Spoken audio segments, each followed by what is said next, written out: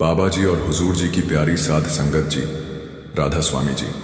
संगत जी, आज का यह संदेश हम सबके दिल के बहुत करीब है। कल 26 अक्टूबर को इस महीने का अंतिम भंडारा डेरा ब्यास में अत्यंत प्रेम, श्रद्धा और शांति के वातावरण में संपन्न हुआ। पूरा डेरा परिसर हजारों लाखों श्रद्धालुओं से भरा हुआ था।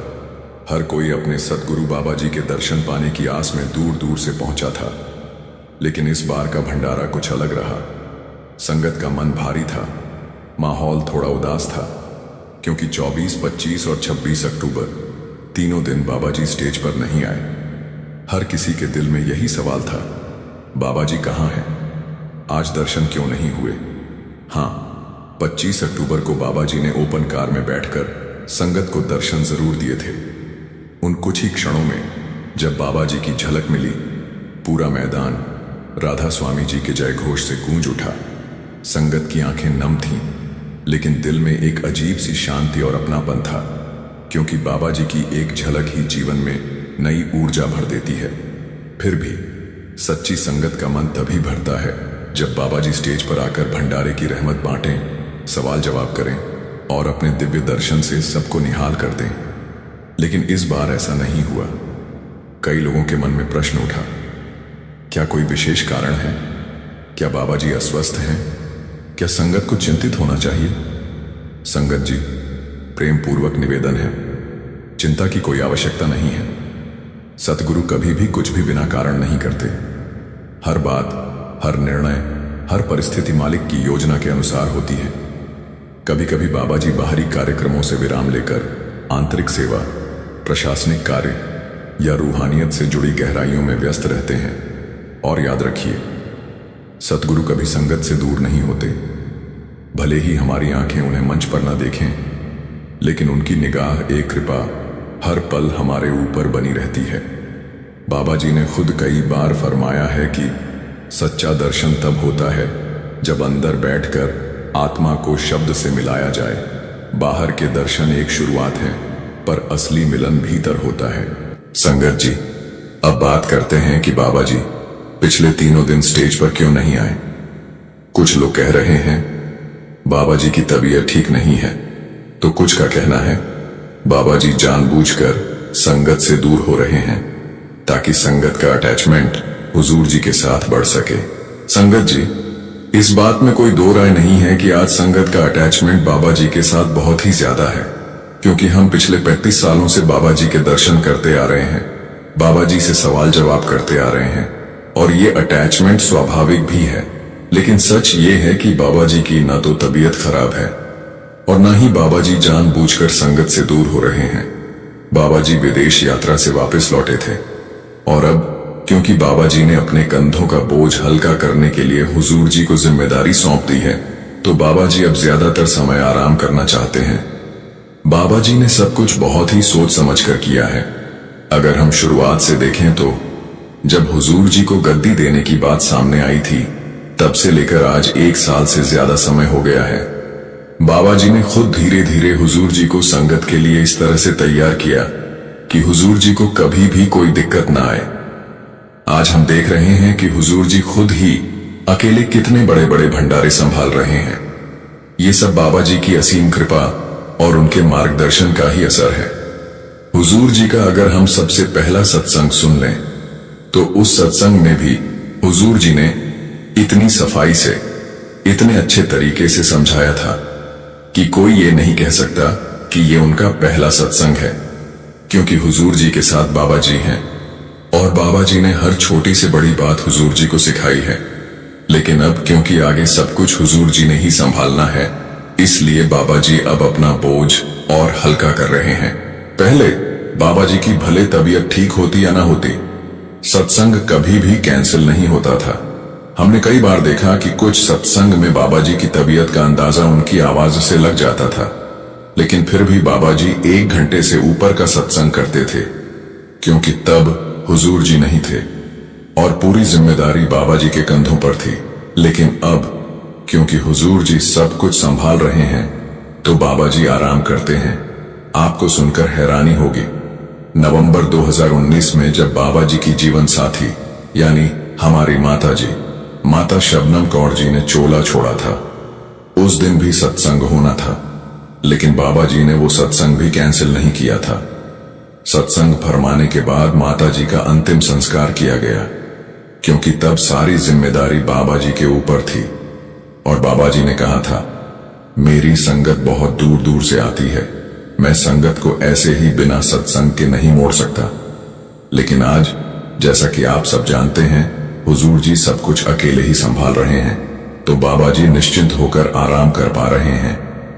वैसे तो बाबा जी शब्द का रूप हैं, लेकिन हम जैसों को समझाने के लिए बाबा जी शरीर के रूप में आए हैं। और शरीर सभी का बूढ़ा होता है, और उम्र के इस पड़ाव में हर कोई अपने शरीर को आराम देना चाहता है। इसका मतलब ये नहीं कि बाबा जी जानबूझकर संगत से दूर हो रहे हैं।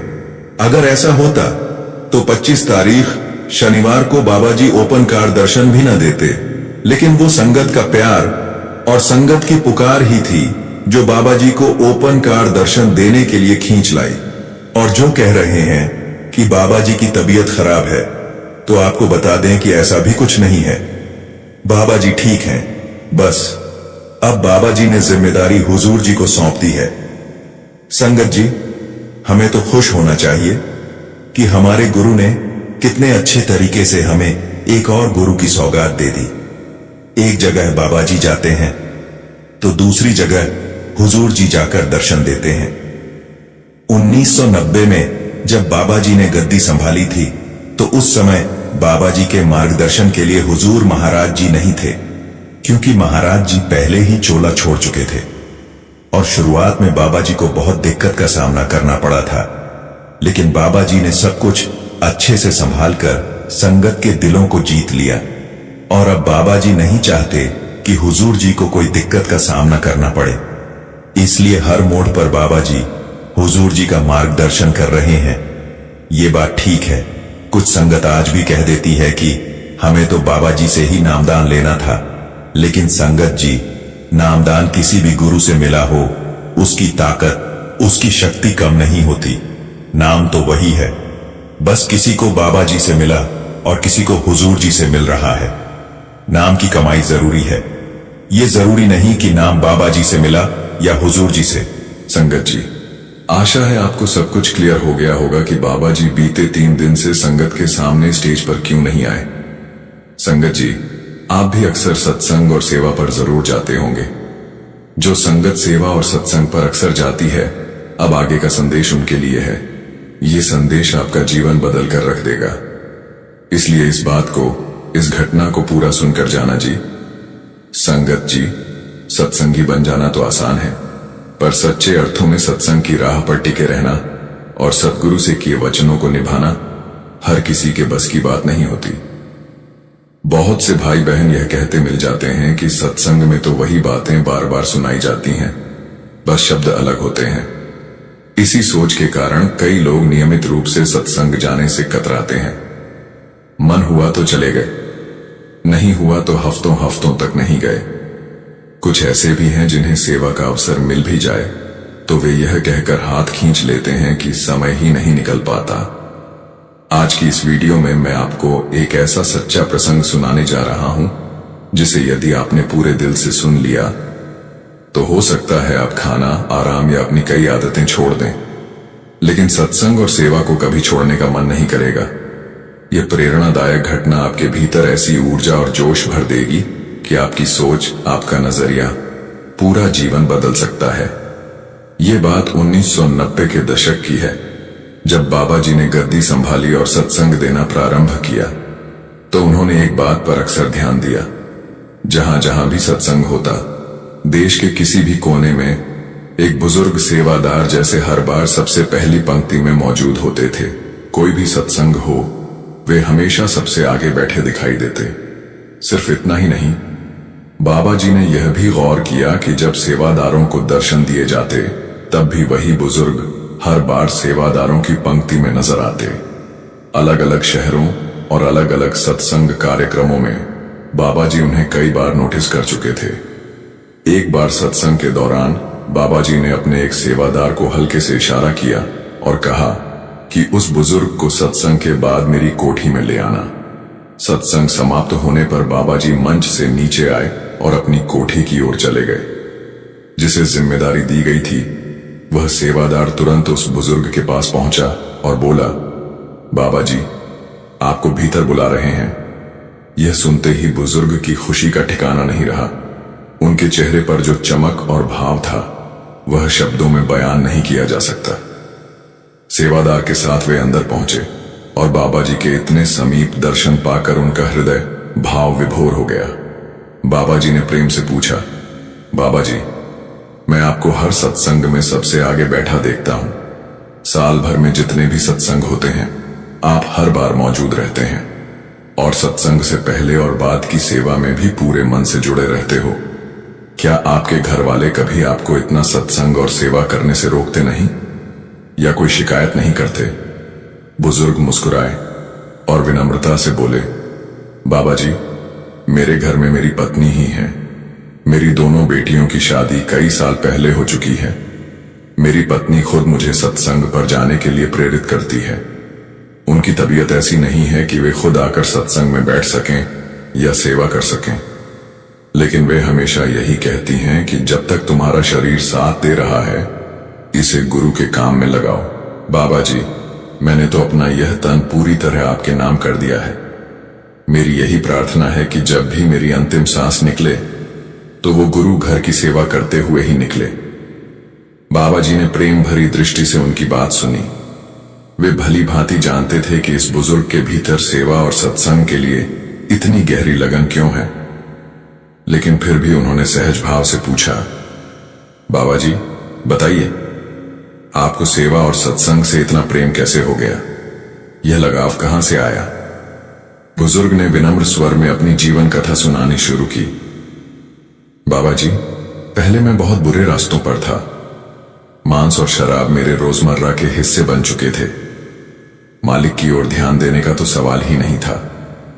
मैं दुनियावी सुखों में पूरी तरह उलझा हुआ था।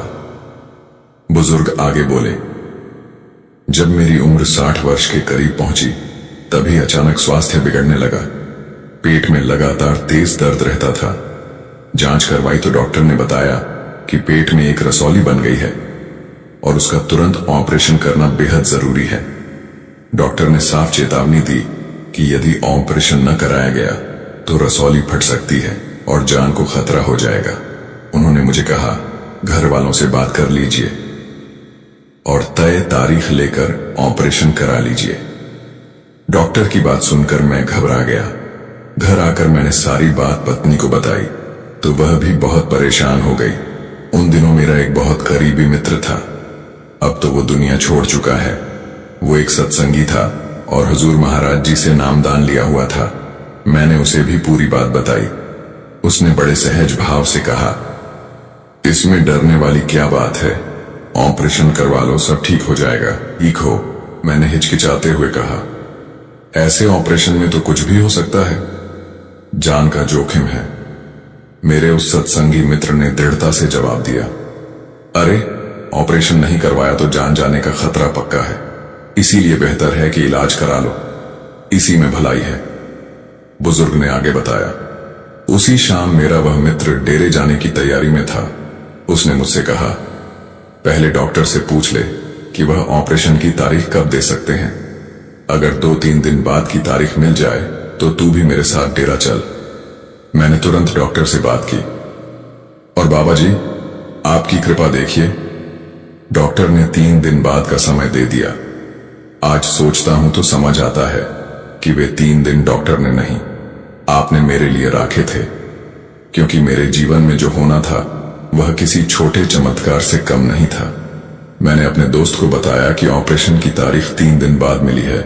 यह सुनकर वह बोला, बस अब तू अपना सामान बांध ले और मेरे साथ निकल चल। उस समय मैं सत्संगी नहीं था। शराब और मांस मेरी दिनचर्या का हिस्सा थे।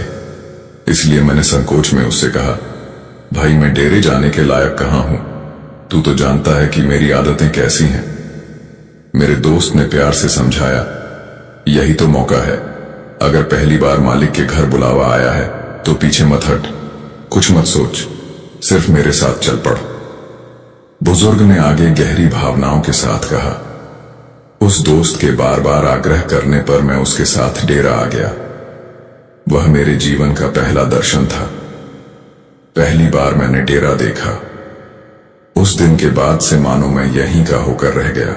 मैंने आपका सत्संग सुना और जब मित्र को सेवा करते देखा तो मन में एक चमक सी हुई और मैंने भी थोड़ी देर सेवा में हाथ बटा दिया। 2 दिन डेरा रहकर हम घर लौट आए। 3 दिन बाद ऑपरेशन की तारीख थी, इसीलिए मैं पत्नी और अपने उसी दोस्त के साथ अस्पताल पहुंचा। दिल तेज धड़क रहा था, बहुत घबराहट थी। ऑपरेशन से पहले डॉक्टरों ने मेरी पूरी जांच दोबारा करवाने का फैसला किया। पेट का स्कैन कराने के लिए मुझे लैब भेजा गया। कुछ देर बाद रिपोर्ट मेरे हाथ में थी, जिसे मैं डॉक्टर को देकर आ गया। रिपोर्ट देखते ही डॉक्टर अजीब से अंदाज में बोले, आप हमसे मजाक कर रहे हैं? मैं स्तब्ध था।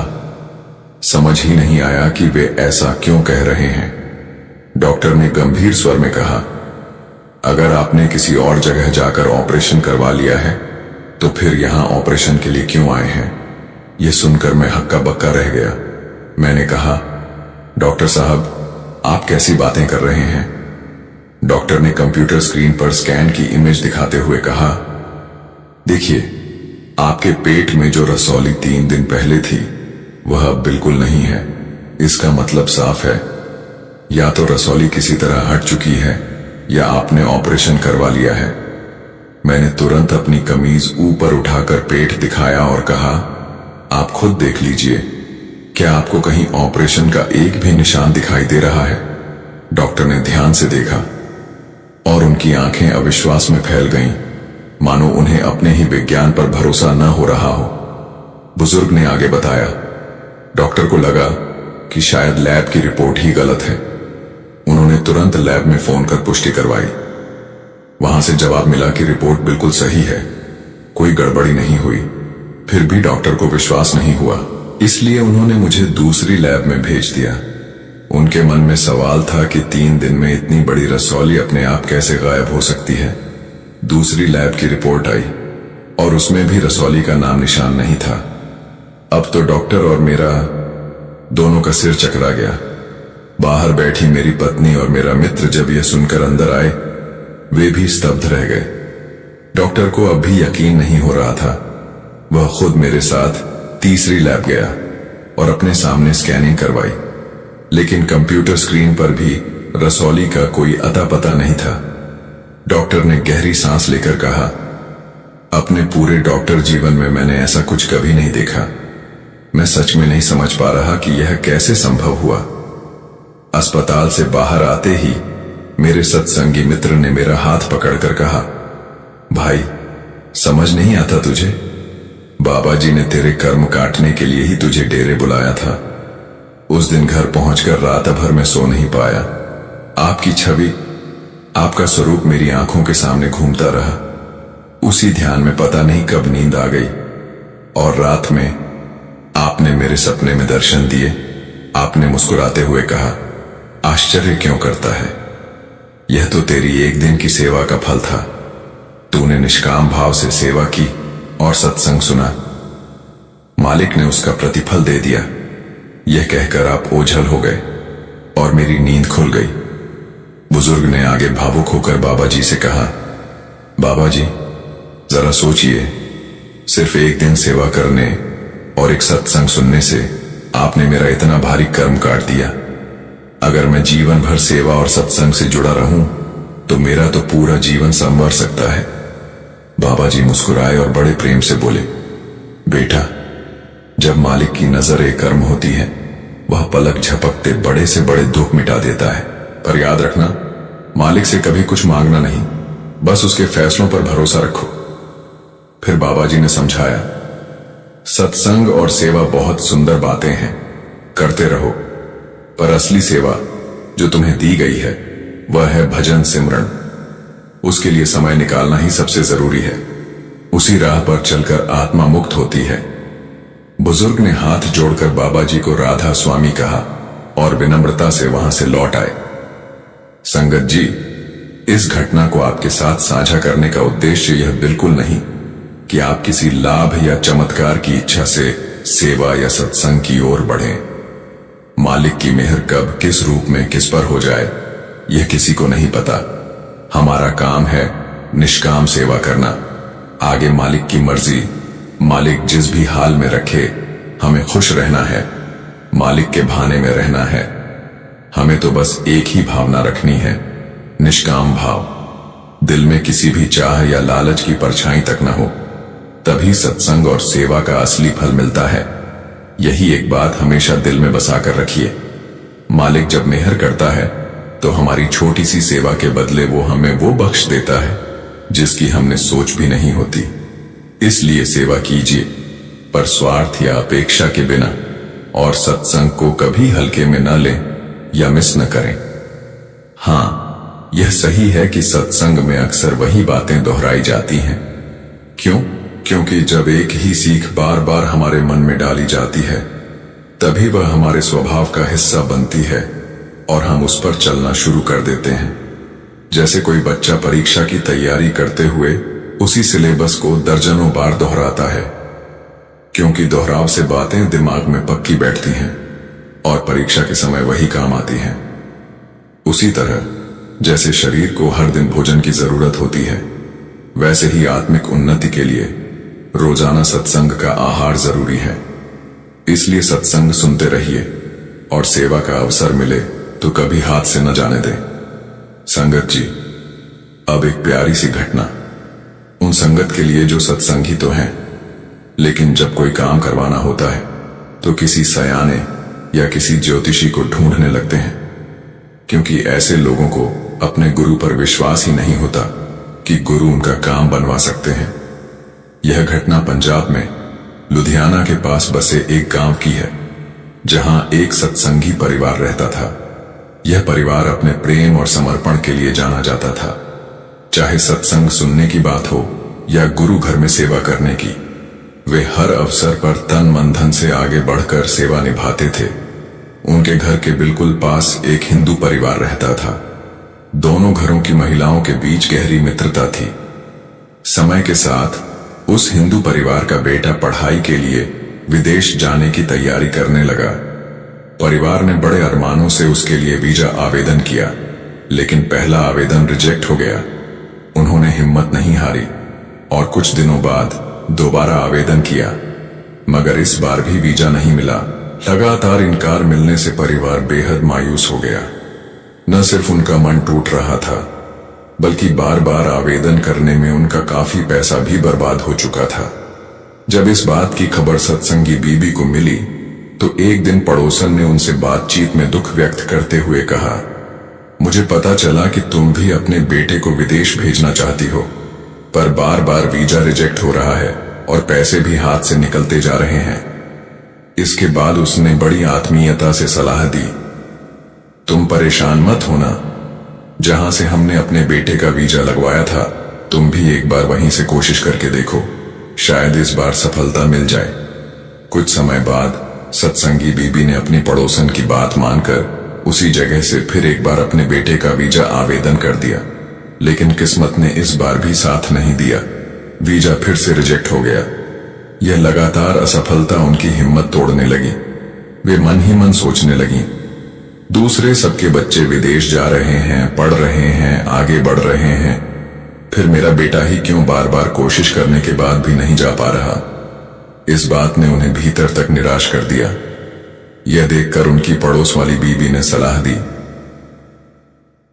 तुम मेरे साथ हमारे पंडित जी के पास चलो, अपने बेटे की कुंडली भी साथ ले चलना, शायद कोई कारण निकल आए। सत्संगी बीबी ने तुरंत इनकार कर दिया और बड़े विश्वास से कहा, मुझे मेरे सद्गुरु पर पूरा भरोसा है। मेरा काम जब होना होगा, मेरे मालिक खुद रास्ता खोल देंगे। उनके घर देर हो सकती है, लेकिन अंधेर कभी नहीं। लेकिन पड़ोस वाली बीबी के लगातार आग्रह करने पर वे अंततः बेटे की कुंडली लेकर उसके साथ पंडित के पास चली गईं। दोनों ने पंडित जी के सामने बैठकर पूरी समस्या बताई। पंडित ने कुंडली देखने को कहा तो उन्होंने अपने बेटे की कुंडली आगे बढ़ा दी। जैसे ही पंडित ने कुंडली पर नजर डाली, उसके चेहरे के भाव बदल गए। कुछ क्षण रुककर वह बोला, आपके बेटे को अब तक जो भी सुरक्षा मिली है वह सिर्फ आपकी वजह से है। आपके सद्गुरु की कृपा आप और आपके परिवार पर लगातार बनी हुई है। इसी वजह से किसी भी प्रकार की बड़ी विपत्ति आपको कभी छू नहीं पाई। आपके गुरुजी का संरक्षण आपके घर को ढाल बनकर घेरे हुए है। फिर वह पंडित आगे बोला, कुंडली के अनुसार यदि आपका बेटा अभी विदेश चला गया तो उसके गलत संगत में पड़ने और नशे की लत में फंसने की संभावना बहुत अधिक है। ग्रहों की स्थिति इस समय उसके लिए अनुकूल नहीं है, लेकिन घबराएं मत, जल्द ही यह नकारात्मक प्रभाव समाप्त हो जाएगा। पंडित की बात सुनकर उस सत्संगी बीवी की आंखों से आंसू बह निकले। दिल में बाबा जी के प्रति कृतज्ञता उमड़ आई। उसी पल उन्हें समझ आ गया कि उनके बेटे का विदेश न जा पाना कोई कमी या बदनसीबी नहीं थी, यह तो उनके सद्गुरु की दया थी। उन्होंने मन ही मन सोचा, अगर मेरा बच्चा विदेश चला जाता और गलत संगत का शिकार होकर नशे में पड़ जाता तो मेरा तो जीवन ही बर्बाद हो जाता। मेरे सद्गुरु ने मेरे बेटे के कदम रोककर उसे कितनी बड़ी मुसीबत से बचा लिया। यह मेरा नुकसान नहीं, बल्कि मेरे घर पर सद्गुरु की अनंत मेहर है। फिर वह खुद से सवाल करने लगी, जब मैं अपने सद्गुरु पर भरोसा करती हूं, उनके चरणों में समर्पित हूं, तो फिर किसी ज्योतिष या पंडित के पास जाने की जरूरत ही क्यों पड़ी? किस बात की बेचैनी थी? काम में देर होने या मनचाही इच्छा पूरी न होने पर हमारे विश्वास में दरार क्यों आने लगती है? संगत जी, सद्गुरु जब हमें अपनी शरण में स्वीकार कर लेते हैं तो हमारे सुख दुख, हमारे भविष्य, हमारे हर कदम की जिम्मेदारी वे स्वयं उठा लेते हैं। उनसे ज्यादा हमारी भलाई कौन जान सकता है? हमारे लिए क्या अच्छा है और क्या नहीं, इसका हिसाब तो वे हमसे बेहतर समझते हैं। हमें केवल दो ही चीजों की जरूरत है, सब्र और अटूट विश्वास। बाबा जी और हुजूर जी की प्यारी साध संगत जी, राधा स्वामी जी। संगत जी, जो हमारे इष्ट होते हैं उनकी तस्वीर या प्रतिमा को अपने घर पर या दुकान पर रखना कोई बुरी बात नहीं है। हम सब सत्संगी हैं और हमारे इष्ट हमारे बाबा जी हैं। बाबा जी की तस्वीर को हम सब ने अपने घर में रखा हुआ है, जिससे कि हमें हर समय बाबा जी का नूरी स्वरूप दिखता रहे और हम खुद को बुरी सोच और बुरे कामों से बचाकर रख सकें। लेकिन अगर मैं आपसे कहूं कि लंदन में एक सत्संगी ने बाबा जी की तस्वीर का इस्तेमाल कुछ इस तरीके से करना शुरू कर दिया कि उसने सारी हदें ही पार कर दी, और जिस चीज की बाबा जी की तरफ से मनाही है वही बात उसने बाबा जी की तस्वीर के साथ करना शुरू कर दिया। कहते हैं, जब प्रेम हद से गुजर जाता है तो इंसान को फिर सही गलत की समझ नहीं रहती। यही हाल इस भाई का हुआ। बाबा जी के प्रति उसका प्रेम इतना गहरा था कि वो इश्क की एक अलग ही दुनिया में जीने लगा। जब आप इसकी बातों को सुनेंगे तो शायद आपके दिल में सवाल उठेगा कि ये कैसा प्रेम है। ये भाई इंग्लैंड में एक नामी कंस्ट्रक्शन कंपनी में नौकरी करता था। वहां बिल्कुल अकेला रहता था, न बीवी, न बच्चे और रिश्तेदारों से भी बहुत दूरी बनाए रखता था। दरअसल उसने कभी शादी ही नहीं की और जो थोड़े बहुत रिश्तेदार थे उनसे भी खास मेलजोल नहीं रखा। उसके ज्यादातर रिश्तेदार भारत में ही हैं, लेकिन जब ये भाई इंडिया आता था तो उसका रुख रिश्तेदारों के घरों की ओर नहीं बल्कि सीधा डेरे की ओर होता था। वो हर साल डेरे में 20 से 25 दिन की सेवा करता और फिर वापस इंग्लैंड लौट जाता। उसका असली परिवार, उसका सच्चा अपनापन उसे डेरे में ही महसूस होता था और बाबा जी ही उसकी दुनिया थे। संगत जी, अब इन बातों को सुनकर आपको भी लग रहा होगा कि अगर इस भाई को बाबा जी से इतना प्रेम था तो फिर उसने बाबा जी की तस्वीर के कौन से गलत इस्तेमाल करने शुरू कर दिए।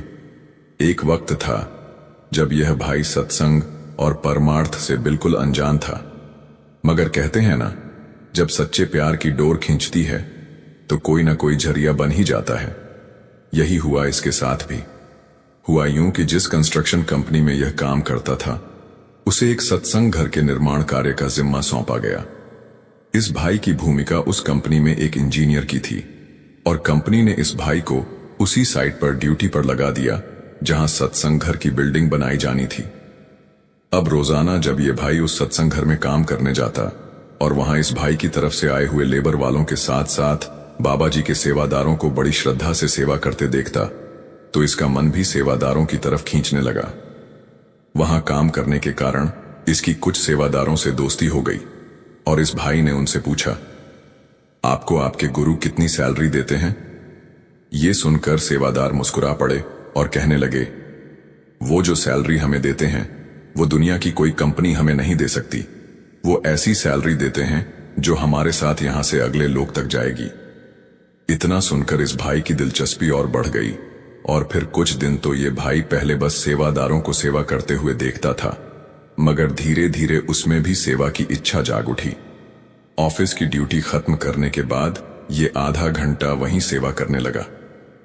साध संगत जी, अब आप जानेंगे कि यह भाई बहुत जल्द सत्संगी बन गया और फिर इसने बाबा जी की फोटो के साथ क्या क्या किया। एक दिन उस भाई को पता लगा कि बाबा जी खुद इस नए सत्संग घर में दर्शन देने आने वाले हैं।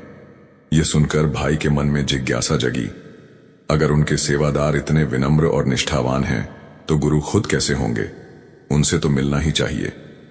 और क्योंकि यह उसी कंपनी का इंजीनियर था जो सत्संग भवन का निर्माण कार्य देख रही थी, इसलिए बाबा जी से मिलना इसके लिए बहुत कठिन भी नहीं था। फिर वो दिन आया जब बाबा जी सत्संग घर में पधारे। सबसे पहले उस भाई ने बाबा जी के संगत के साथ दर्शन किए और उसके अगले दिन बाबा जी ने निर्माण कार्य का जायजा लेने के लिए सेंटर का निरीक्षण किया। तभी बाबा जी ने अपने सेवादारों से कहा, कंपनी के इंजीनियर को बुलाओ, मैं उससे कुछ काम के बारे में बात करना चाहता हूं। सेवादारों ने तुरंत इस भाई को कॉल किया और कहा, बाबा जी आपको बुला रहे हैं। यह सुनते ही भाई दंग रह गया। वो तो खुद सोच रहा था कि किसी बहाने से बाबा जी से मिल लूं, और यहां तो उन्होंने खुद ही बुला लिया। निर्धारित समय पर जब वह सेंटर पहुंचा और बाबा जी के सामने बैठा तो जैसे समय थम सा गया। जब उसने नजदीक से बाबा जी का चेहरा देखा तो उसकी सारी चेतना जैसे उसी प्रकाश में डूब गई। बाबा जी कुछ सवाल पूछ रहे थे, कामकाज की जानकारी ले रहे थे, लेकिन यह भाई तो बस बाबा जी के दर्शन में खो गया। उनकी आंखों में, उनके चेहरे की रोशनी में। बाबा जी सवाल पूछते रहे, लेकिन यह चुपचाप उन्हें निहारता रहा। पास खड़ी एक सेवादार बहन ने धीरे से उसके कान में कहा, आप बाबा जी के सवालों का जवाब क्यों नहीं दे रहे हो? तभी यह जैसे अपनी सुध में वापस लौटा। घबराकर, थोड़ा शर्मिंदा होकर उसने बाबा जी से माफी मांगी। बाबा जी ने मुस्कुराते हुए कहा, लगता है आप तो कहीं खो ही गए। और भाई के मुंह से अनायास ही निकल पड़ा, बाबा जी मुझे अपना शिष्य बना लीजिए। पास में खड़े एक सेवादार ने धीरे से उसे टोका, भाई साहब, बाबा जी आपसे सेंटर में चल रहे निर्माण कार्य के बारे में पूछ रहे हैं और आप कुछ और ही कह रहे हो। सच तो यह था कि उस वक्त यह इंजीनियर अपने होश हवास खो बैठा था। बाबा जी ने सेवादार को इशारा किया और सेवादार ने इस भाई को पहले पानी और फिर चाय पिलाई। उसके बाद यह भाई थोड़ा संभला तो फिर इस भाई ने बाबा जी को काम की पूरी जानकारी दी और उनके साथ साथ चलकर उन्हें साइट पर चल रहे निर्माण का पूरा जायजा भी करवाया। काम खत्म होने के बाद जब बाबा जी वापस लौटने लगे तो इस भाई ने एक बार फिर गुजारिश कर दी, बाबा जी क्या आप मुझे नामदान देंगे? बाबा जी ने बड़े ही प्यार से जवाब दिया, बेटा अगर मालिक की रजा हुई तो आपको नामदान जरूर मिलेगा। नामदान मांगना आपका हक है, देना न देना उसकी मर्जी, इसलिए आप बड़ी खुशी से नामदान की कोशिश कर सकते हो। इतना कहकर बाबा जी वहां से चले गए। साध संगत जी, उस मुलाकात के बाद जैसे इस भाई की दुनिया ही बदल गई। उसका दिल बाबा जी की मोहब्बत में पूरी तरह डूब गया। उसे लगा कि जिसे वह सारी जिंदगी ढूंढता रहा वो अब जाकर मिला है। अब तो हाल यह हो गया कि रोजाना ड्यूटी पूरी करने के बाद वह सीधा सेवा में जुट जाता।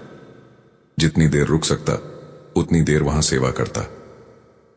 एक सेंटर से उस भाई ने बाबा जी की एक तस्वीर खरीदी, लेकिन बात यहीं खत्म नहीं हुई। अब जो कुछ उसने किया वो वाकई आपको चौंका देगा। और यह सब कुछ बाबा जी बिल्कुल पसंद नहीं करते। उसने बाबा जी की तस्वीर को अपने घर के एक बेडरूम में ठीक बेड के पीछे लगा दिया। उस कमरे को उसने एकदम खास बना दिया। गर्मी के मौसम में वहां 24 घंटे एसी चलता और सर्दियों में हीटर। उसका मानना था कि बाबा जी उस तस्वीर में ही मौजूद हैं और वो उनके लिए आराम का पूरा ख्याल रखता था। लेकिन बाबा जी के प्रति उसकी दीवानगी इससे भी आगे बढ़ गई। जब भी उसे 2-3 दिन के लिए कहीं बाहर जाना होता तो बाबा जी की तस्वीर को कार की अगली सीट पर रखकर सफर करता। अगर बस ट्रेन या फ्लाइट से जाना होता तो 2 टिकट बुक कराता, एक अपनी और दूसरी बाबा जी की तस्वीर के लिए। एक सीट पर वह खुद बैठता और दूसरी पर वो तस्वीर रखता, यह मानते हुए कि बाबा जी स्वयं उसके साथ यात्रा कर रहे हैं। यह कोई 1-2 बार की बात नहीं थी। यह सिलसिला महीनों तक चलता रहा और इस भाई की दीवानगी बढ़ती ही गई। उसे बाबा जी की तस्वीर से प्रेम हो गया था। फिर एक दिन उनके सेंटर के एक अनुभवी और वरिष्ठ सेवादार अंकल जी को इस भाई की सारी बात का पता चला। उन्होंने इस भाई को अपने पास बुलाया और लगभग आधे घंटे तक बड़े प्यार से समझाते हुए उसे सत्संग सुनाया। सेवादार अंकल जी की बातें सुनकर इस भाई की जैसे आंखें खुल गईं। उन्होंने बड़ी ही नरमी और समझदारी से उसे समझाया, बेटा, जो कुछ तुम कर रहे हो उससे रूहानियत की मंजिल हासिल नहीं होती। यह सब तुम्हारी अपनी भावनाओं और चाहतों का हिस्सा हो सकता है, मगर इसका आत्मिक उन्नति से कोई लेना देना नहीं है। सद्गुरु की तस्वीर इसलिए नहीं दी जाती कि हम उसे बाहरी तरीके से पूजें या उसकी सेवा करें, बल्कि इसलिए होती है कि जब हम भजन सिमरन में बैठें तो उनका स्वरूप हमारे ध्यान में टिक सके, जिससे साधना सरल हो जाए। उन्होंने आगे कहा, लेकिन तुम तो उल्टा कर रहे हो। इस तरह की बाहरी भक्ति जिसमें तुम ऐसी चलाते हो, हीटर लगाते हो, सफर में फोटो के लिए टिकट बुक करवाते हो, ये सब आत्मिक रास्ते में रुकावटें खड़ी कर रही हैं। अगर यही तरीका आत्मा की मुक्ति दिलाने वाला होता तो फिर तो हर कोई फोटो लेकर उसे साथ घुमा लेता और मुक्त हो जाता। लेकिन बात ऐसी नहीं है। सद्गुरु तो बिना किसी तस्वीर के भी हर पल हमारे साथ हैं। असली संबंध तो अंदर से बनता है, बाहर से नहीं। तस्वीर तो महज एक कागज है जिस पर सद्गुरु के स्वरूप को प्रिंट किया गया है। असल में तो सद्गुरु हमारे अंदर हैं, और जिस दिन तुम अपने अंदर सद्गुरु के दर्शन कर लोगे, उसके बाद तुम्हें यह बाहरी भक्ति में कोई दिलचस्पी नहीं रह जाएगी। उन्होंने आगे कहा, तुम जो पैसा फोटो के लिए टिकट बुक करवाने या कमरे में विशेष इंतजाम करने में खर्च करते हो, उसे किसी जरूरतमंद की सेवा में लगाओ, किसी परमार्थ के काम में लगाओ। वह ज्यादा फलदायक होगा। और सबसे जरूरी बात यह कि अपने ध्यान को बाहर से हटाकर भीतर की ओर मोड़ो। भजन सिमरन ही तुम्हें उस असली जुड़ाव की तरफ लेकर जाएगा जिसकी तुम्हारी आत्मा को तलाश है। जब तक नामदान नहीं मिल जाता तब तक मेडिटेशन करो। अपने ध्यान को इकट्ठा करके आंखों के बीच ले जाने की कोशिश करो। अंकल जी के इन शब्दों ने उस भाई के दिल को गहराई तक छू लिया। उसे पहली बार एहसास हुआ कि उसकी भावनाएं भले ही सच्ची थीं, लेकिन तरीका गलत था।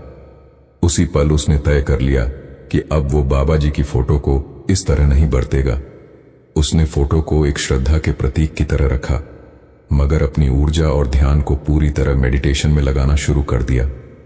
और आगे चलकर इस भाई को बाबा जी ने नामदान भी दे दिया। संगत जी, बहुत से लोग बाबा जी की फोटो के आगे धूप ज्योत आदि जलाने लगते हैं। उन्हें लगता है कि ऐसा करके बाबा जी प्रसन्न होते हैं, जबकि बाबा जी इन सब चीजों की मनाही करते हैं। तस्वीर से कभी भी रूहानियत हासिल नहीं होती। तस्वीर तो बस एक जरिया है जिससे कि हम बाबा जी के स्वरूप को देखते रहें, और जब आंखें बंद करें तो सद्गुरु का चेहरा बंद आंखों में उभर कर सामने आ जाए, जिससे हमें ध्यान लगाने में आसानी हो सके।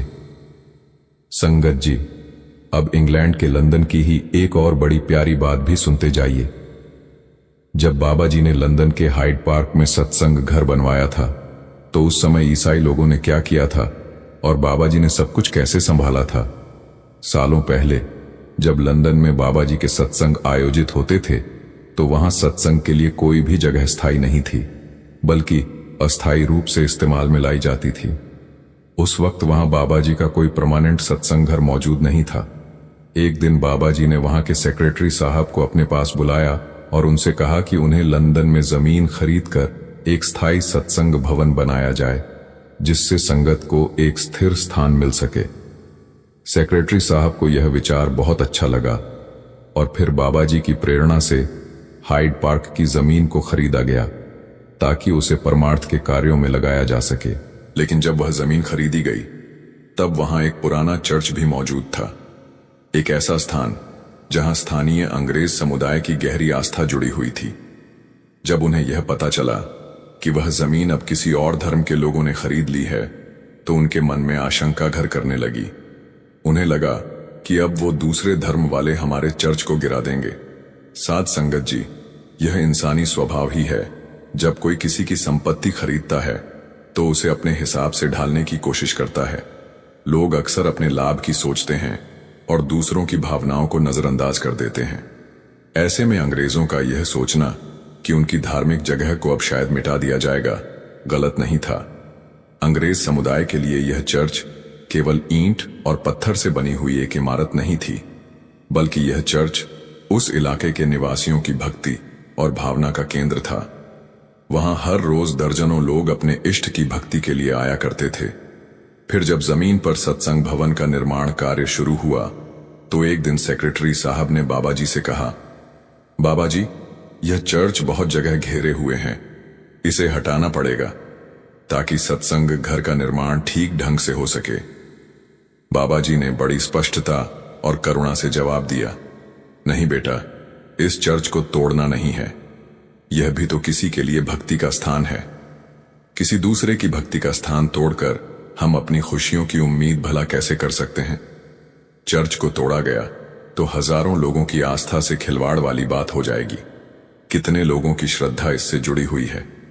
अगर हम इसे हटा देंगे तो न जाने कितनों के दिलों को ठेस पहुंचेगी। बाबा जी ने आगे कहा, सिर्फ इसलिए कि हमने जमीन खरीद ली है, इसका मतलब यह नहीं कि हम उसकी पुरानी पहचान को मिटा दें। इस चर्च को जैसी हालत में है वैसा ही रहने दो। बाकी जमीन पर जो कार्य करना है वह शुरू कर दो। और हां, यह याद रखना, इस चर्च के दरवाजे हमेशा खुले रहेंगे। कोई भी आना चाहे उसे रोको मत। किसी की भक्ति में बाधा डालना हमारा काम नहीं है। सबका मकसद मालिक की भक्ति करना ही है। तरीके भले ही सबके अलग हैं, इसलिए हमें दूसरों की सोच और आस्था का सम्मान करना है। बाबा जी के इन शब्दों में न सिर्फ गहरी समझदारी थी, बल्कि सच्ची इंसानियत भी झलक रही थी।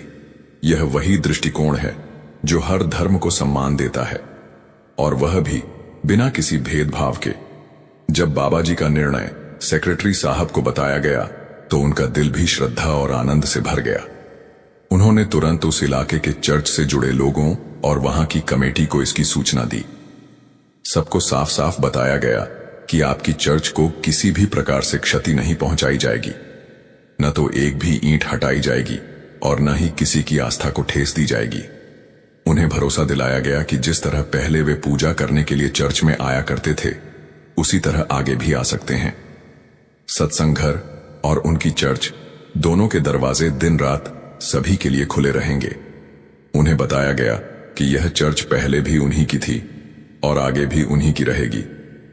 जब स्थानीय लोगों और चर्च की कमेटी के सदस्यों ने यह बात सुनी तो वे स्तब्ध रह गए। उन्हें अपने कानों पर यकीन नहीं हुआ, क्योंकि उनके मन में पहले से यह धारणा बैठ चुकी थी कि अब जब उनकी जमीन बिक गई है और किसी अन्य धर्म के हाथों में चली गई है तो उनकी चर्च सबसे पहले निशाने पर होगी। उनका मानना था कि नई व्यवस्था के तहत चर्च तो जरूर तोड़ दी जाएगी, जैसा कि आमतौर पर होता है। लेकिन जब उन्हें बताया गया कि ऐसा कुछ नहीं होगा तो उन्होंने खुद सेक्रेटरी साहब से आकर पूछा, क्या वाकई आपके गुरुजी यानी कि बाबा जी ने ऐसा ही फैसला किया है?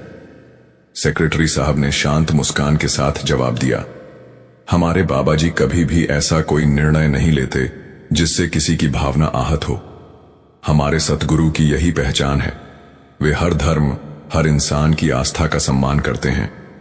यह सुनते ही चर्च कमेटी के सदस्य भावुक हो गए। उन्होंने कहा, हम बाबा जी से मिलकर स्वयं उनका धन्यवाद करना चाहते हैं।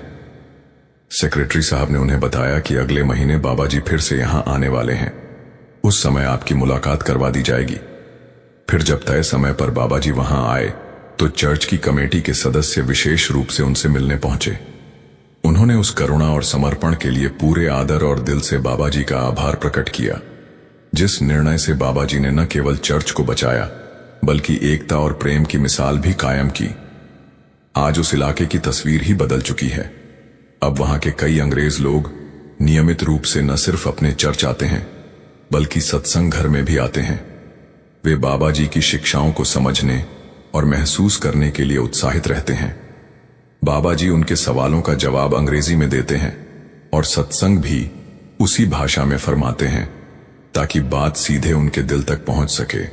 आज उस स्थान पर बहुत बड़ा सत्संग घर भी है और चर्च भी है। अगर कोई मेरा भाई बहन लंदन में रह रहे हैं तो उन्होंने इस चर्च को सत्संग घर में जरूर देखा होगा। संगत जी, बाबा जी ने आज तक अपनी संगत को यही सिखाया है कि हमें हर धर्म और हर इंसान की सोच की कदर करनी है। किसी दूसरे को दुख देकर हम अपनी खुशी की नींव नहीं रख पाएंगे। गुरु प्यारी साध संगत जी, सभी को प्यार भरी राधा स्वामी जी। साध संगत जी, बाबा जी हर बात पर इतना जोर देने के लिए क्यों कहते हैं? हर सत्संग में, हर वाणी में उनका संदेश हमें बार बार एक ही दिशा में क्यों मोड़ता है? आखिर इसका क्या रहस्य है? वह हमें बार बार क्यों समझाते हैं? भाई, सिमरन भजन करो, सिमरन भजन करो। क्यों? हर सत्संग में उनके वचनों का सार यही निकलता है कि हमें सिमरन भजन को अपनी सर्वोच्च प्राथमिकता देनी चाहिए। लेकिन सवाल यह है कि हमें यह सिमरन भजन करना इतना कठिन क्यों लगता है? क्या हमने कभी इस पर गंभीरता से विचार किया है? नहीं, हमने तो बस नामदान ले लिया और यह सोचकर निश्चिंत हो गए कि बस अब हमारा काम पूरा हो गया। लेकिन क्या सच में यही काफी है? आखिर वह कौन सी वजह है जो हमें सिमरन भजन से दूर रखती है? इसका असली कारण क्या है? हमारा मन सिमरन भजन में क्यों नहीं लगता? क्योंकि अगर कभी बैठ भी जाते हैं सिमरन भजन की बैठक में तो हम अपने अंदर दुनिया भर की इच्छाएं लेकर बैठते हैं कि मेरा वह काम बन जाए, मेरा यह काम बन जाए। तो भाई, इसका मतलब तो ये हुआ कि हम मतलबी हैं। हम अपने मतलब के लिए सिमरन पर बैठते हैं। तो इसका मतलब यही हुआ कि हमें अपने सद्गुरु से प्यार नहीं है, हम अपने सद्गुरु को प्रेम नहीं करते। और जब हमारी इच्छाएं पूर्ण नहीं होती तो फिर हमें सिमरन भजन करना कठिन लगता है। इसीलिए भाई, अगर हम अपने मतलब के लिए ऐसा करेंगे तो फिर हम जीवन में कभी भी सिमरन भजन में तरक्की नहीं कर सकते और सचखंड तक नहीं पहुंच सकते। तो भाई, हमें सिमरन भजन रोजाना करना है और अपनी इच्छाएं लेकर नहीं करना है, क्योंकि मन में कोई इच्छा नहीं होनी चाहिए। भाई, सद्गुरु जानी जान है, वह सब जानते हैं कि हमारे लिए क्या अच्छा है और क्या बुरा है।